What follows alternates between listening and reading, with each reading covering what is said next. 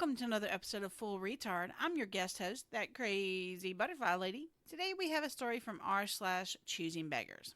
Let's get going. Choosing Beggars made everyone in a local business lose faith in humanity. I used to work at the main office for a local mattress chain. They had 8 stores in a few close cities, so all issues were forwarded to a small team that also handled purchasing, accounting, etc. The business was actually really great to work for and tried to do a lot for the community. As a result, whenever it made local news for various charities or other activities, we'd almost always get calls or emails afterwards asking for free beds for various reasons.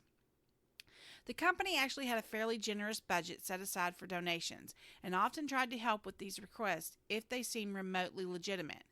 Every employee who passed through the department was always excited to hear about it and thought it was a fantastic practice. But over time, every single person, including me, grew to hate it.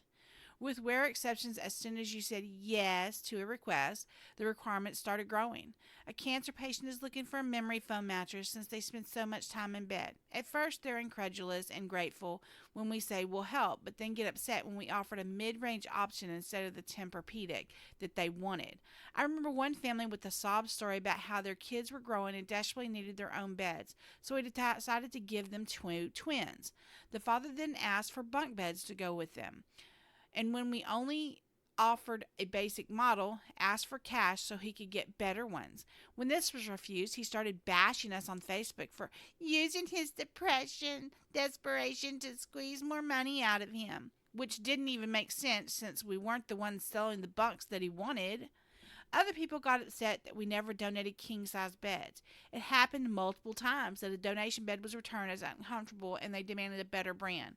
One Christmas, we sponsored a few families, and when we went to deliver them, the office staff went along because we were also bringing gifts like toys, clothes, etc. that we'd purchased ourselves.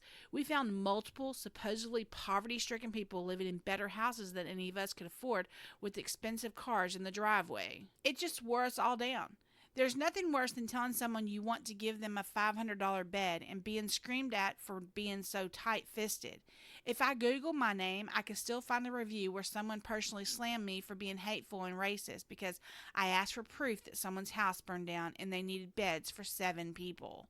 There were a few people over the years who were very appreciative, but I'd say 80% of the time there was no acknowledgement at all, or the attempts to be generous ended with verbal abuse. After the owner's name and contact information made its way to the public somehow and he started getting non-stop requests and complaints, the giveaway budget was gradually reduced and ended up disappearing because it was just way more trouble than it was worth.